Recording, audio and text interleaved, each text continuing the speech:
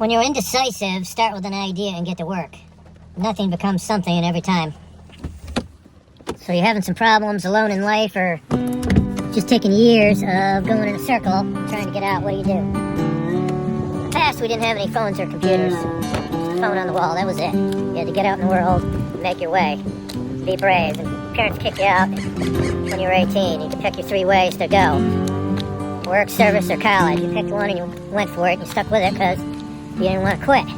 Your parents looked down on you because of that. So now you have a phone, a mega computer in your pocket. There's no excuses to get out in the world now. Everything you need to know is in this phone. Sprained my ankle the other day.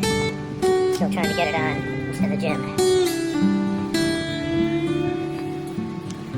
So what do? You write down what you've been doing, and then you write the opposite of what you should be doing. And go for it. Step 1, you make a list.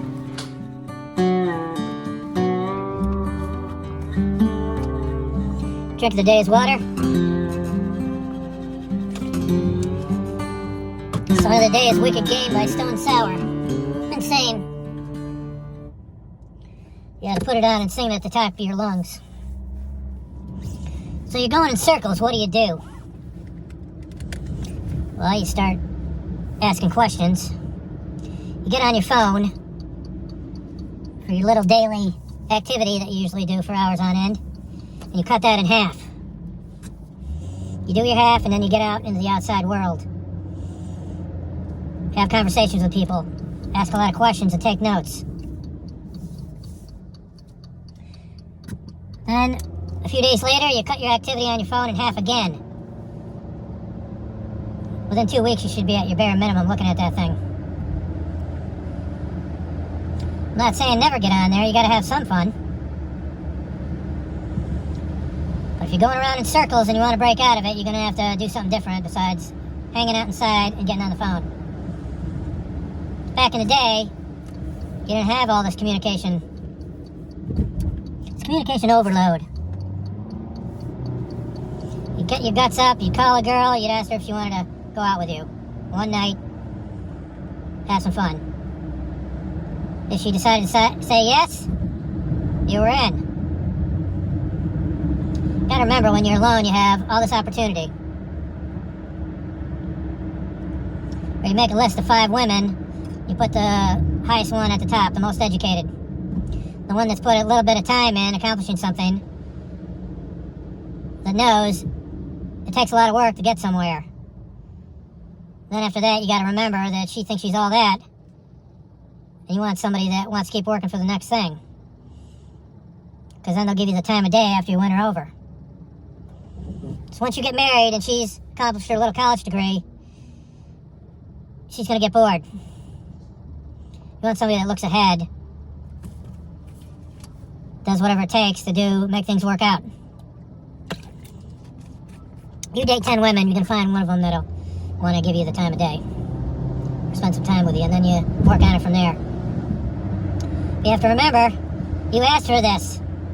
It's going to be challenging the rest of your life. You got to remember that you picked her. You picked her. She picked you.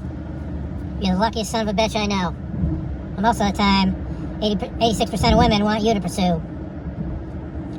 But if you look at the current generation, 75% of men are afraid to pursue. They're afraid to pursue. So 10% of the men have hit the jackpot. And all it is walking out that door to find out what you want to do. Back in the day, I couldn't cold call and get on the phone, but in my 30s, I sort of had to. So I practiced every day, worked that into my current job, talked to people on the phone, until it became nothing. So I got to a point where I could ask women out and close the deal. But I still haven't figured out how to keep that deal. A couple times in my life, I had other men take my deal and ruin all my hard work. Hard work in a relationship doesn't really matter. You have to be confident and independent 24/7.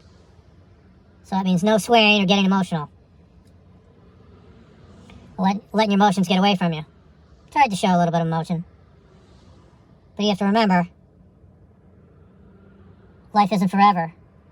any job, any relationship, having kids, it's temporary. You keep working at things every day and not go in that circle daily, you'll get somewhere.